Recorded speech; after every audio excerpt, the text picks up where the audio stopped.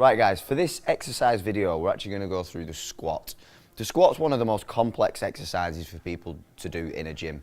The reason being is that, funnily enough, not everyone's actually made to squat.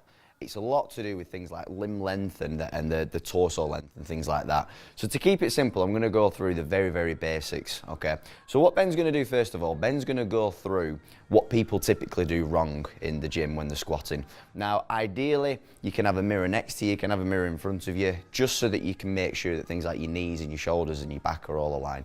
So Ben, just go for it first of all. So sometimes people don't tend to look at where the back is, so sometimes they'll keep it too far up on the neck and keep it on the neck bone. Sometimes they'll have it too far down the back, other times their arms will be different lengths.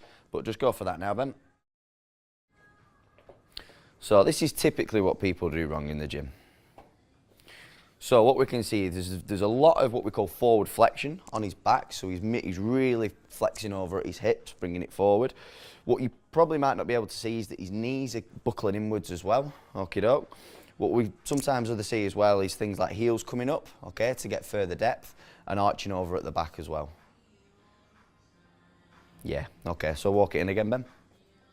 So what I'm going to do is I'm going to talk to you about how to set yourself up for the squat exercise and then how to actually correctly perform the squat and just aids that you can use that will help you with your squat if you're not meant to be squatting, okay? So first of all, ideally what we want is on the bar, we want our hands to be pretty much close together as we can so that we can go under. So if you go under there, Ben.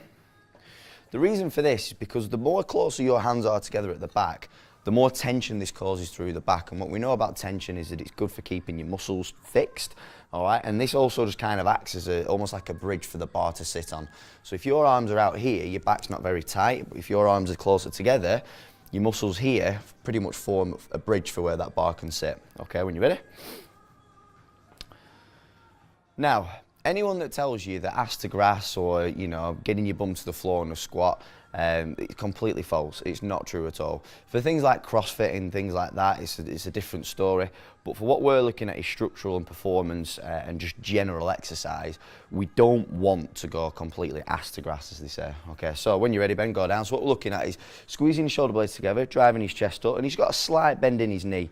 He's looked to see that his feet are the same width apart, okay? And then when you're ready, go down.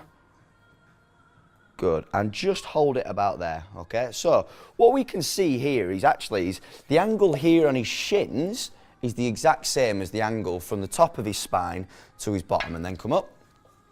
Okay, and then what he's doing at the top is he's squeezing his glutes together as well. So he's constantly keeping that tension. So he's locking his feet onto the floor to create that tension through his legs. His knees are slightly bent so he's not fully locked out. Okay, and then drive your chest up, and when you're ready, so it's break at your knees, hips back. Good, and hold it there. So everything here is pretty much at 90 degrees. The angle there, can you see, is pretty much the same as the angle from his knee to his ankle. Okay, and that's what we want. And then drive up. Good, and then lock out, and then come down again. Squeeze. Good, feet locked on. Then push through your heels and squeeze your glutes together. Good, and then walk in. Super.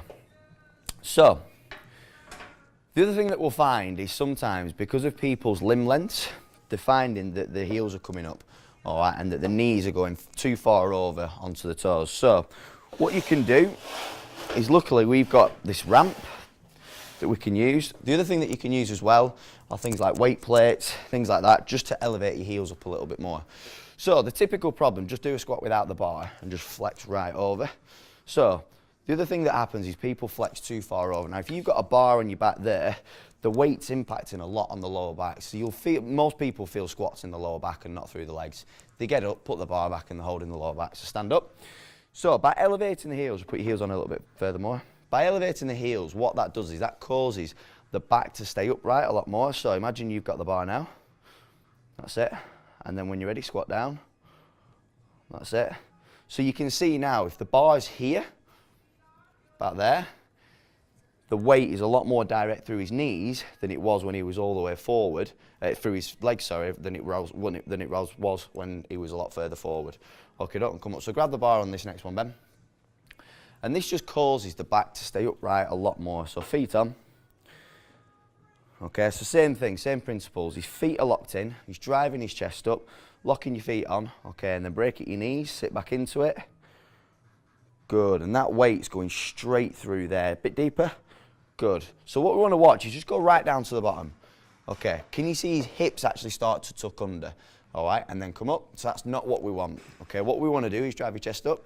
So come down, feet locked in, keeping that weight there, chest up. So what we can find there is that the angle from here to his shins are directly the same. Okay, and then come up. Super. The other thing that people do is they don't actually get enough depth. Okay, so they just sort of pulse with the weight. So what we want to do is, like I said, chest up. Okay, keep all that tension, lock your feet on. All right, and then come down to 90 degrees. Keep going, hold there, and then come up. Super, and then walk in. Come. So that's how to correctly perform a squat. So think about, if your knees are caving inwards or your knees are going too far over your toes, think about elevating your heels up with a ramp or a couple of weights and keeping your back upright more on the squat as you go down. And that should hopefully reduce your lower back pain, and you'll feel it more through your legs where you should do. Cheers, guys.